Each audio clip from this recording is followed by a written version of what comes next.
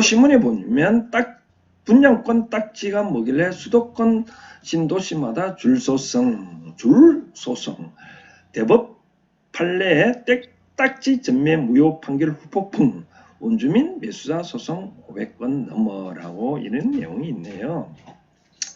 그래서 또 신문에 요즘 변호사들이 일거리 없으니까 이 판결 근거로 원주민들한테 소송을 하라고 부추기고 난리가 났다고 하는데, 여기에 내용이 과연 무슨 내용이냐면 바로 이런 내용입니다. 뭐냐면 우리가 이 경기도 평택시 고덕지구에 가면 옛날에 이런 내용이 있었는 거죠. 이제 예를 들어서 이렇게 원주민들이 땅도 있고 집도 있고 이런 거죠.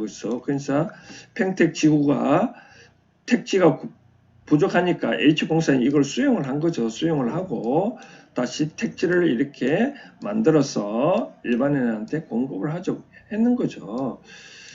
이 택지를 공급할 때 반드시 거쳐야 할 절차가 하나 있습니다. 뭐냐면 이와 같이 원주민들이 땅을 빼앗겼으니까 이분들한테는 이주 대책을 마련을 해줘야 됩니다. 이주 대책이 뭐냐?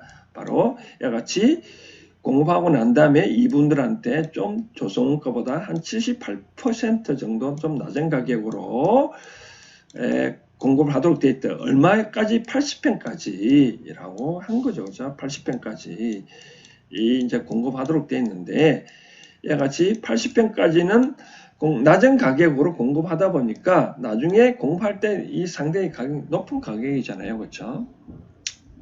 그래서 통상적으로 절차를 보면, 이 원주민이 만약에 갑이 있다면 갑은 나중에 H공사로부터 계약을 체결하고 나중에 이 계약 체결하고 중도금 납부하고 잔금을 납부를 하면 갑은 소유권 이전 등기를 받을 수 있는 거거든요.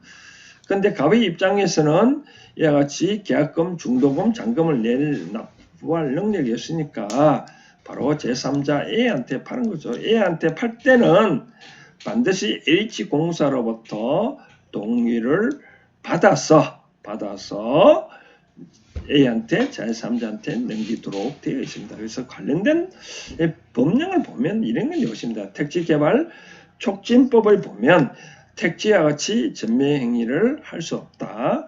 같이 택지 전매를 한 경우에는 바로 그 법령 행위는 무효를 한다.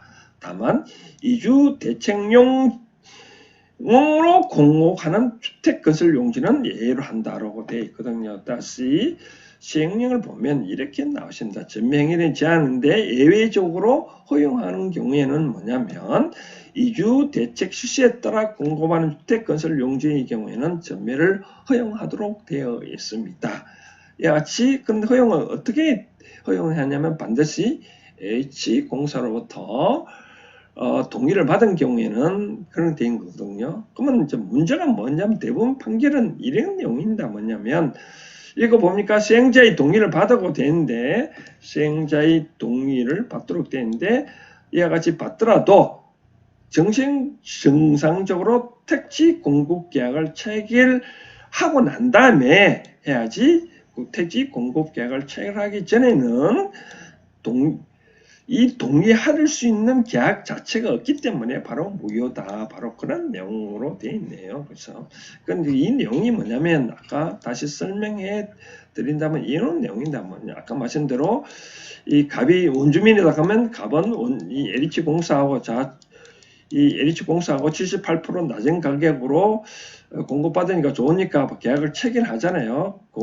체결한 다음에 제3자 A한테 물론 이제 잔금 받고 난 다음에 처벌한 거는 문제는 되지 않는데 계약금, 중도금, 잔금 치르기 전에 돈이 없으니까 A한테 이제 팔 때 H공사로부터 이제 동의를 받아서 갑은 동의를 받아서 A한테 넘길 수는 있습니다. 근데 문제는 그런 게 아니라 여기는 보면 이와 같이 공급 계약을 체결하기 전에 이 법은 반드시 갑으로부터 반드시 LH공사는 주도록 되어 있거든요.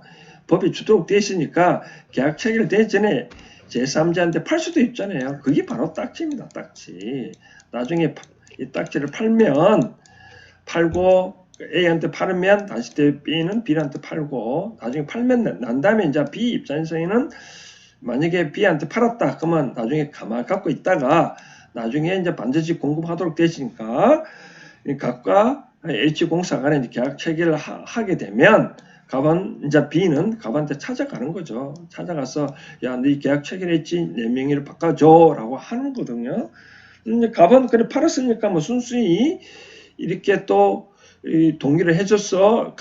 각과 A, B는 H공사 가서 동의를 해달라 해가지고 동의를 해주면 바로 B는 바로 소유권 이전 등기 받을 수 있습니다. 받을 수 있고 그러면 B는 이제 이같이 중도금 잔금을 납부를 하고 이제 건축 행위를 하거든요. 그래서 이번 신문을 보면 이런 내용이더라고요. 같이 이와 같이 B가 이제 건축대 행위를 했는데 가만 생각하니까 갑의 입장에서는 기분이 좀 묘하거든요. 물론 딱지 가격이 뭐 2, 3억 받았지만 이 땅값이 만약에 1억 이 가격이 1억 하던 게 지금 10억 되니까 좀 고덕지구 가면 삼성도 들어오다 보니까 땅이 폭등한 거잖아요. 갑이 기분 나쁘죠. 그래서 네 B한테 좀 땅을 좀 네가 좀 많이 이득을 봤으니 돈을 두다 하니까 뭐 못 준다 하니까 갑은 열받은 거죠. 그래서 이 매매 계약을 무효로 한다라고 대부분 판결하니까 좋다 무효로 한 거죠. 그러니까 이제 변호사들은 이런 사례를 기준으로 자 소송을 해라. 소송에 내가 받아줄게라고 얘기를 한 거죠. 그래서 근데 여기서 이 판결을 은용을 해서 소송할 수 있는 사람 모두가 되는 것이 아니라 대충 이해를 하신 분도 계실 것 같은데 바로 이런 내용이다. 뭐냐면 반드시 이 소송을 이용을 하려면 이런 내용이다. 뭐냐면 반드시 LH공사하고 계약 체결을 하고 난 다음에 갑이 중도금, 잔금을 납부를 할 수 없으니 A한테 이렇게 판 경우는 이 본 판례는 적용되지 아니하고 어떤 경우냐면 아까도 말씀드렸다시피 각과 LH공사 간에 각 계약을 체결하기 전에 언젠가는 이 받을 수 있는 거래지니까 이걸 판 거죠. 그죠? 팔아서 A한테 팔고 A는 다시 B한테 팔고 다시 B는 C한테 팔고 뚝 하다가 나중에 갑이 LH공사 간에 계약 체결하면 C가 나타나가지고 나한테 넘겨도 바로 그런 내용입니다. 그래서 이 판례를 모두 다 적용되는 게 아니라 반드시 각과 LH 간의 공급 계약을 체결하기 전에 판 경우에 바로 그런 경우에 해당됩니다. 최근에 울산에 보면 울산 송정지구라든지 부산의 명지지구에 이와 같이 딱지 거래가 된 경우에 많이 사례가 있을 겁니다.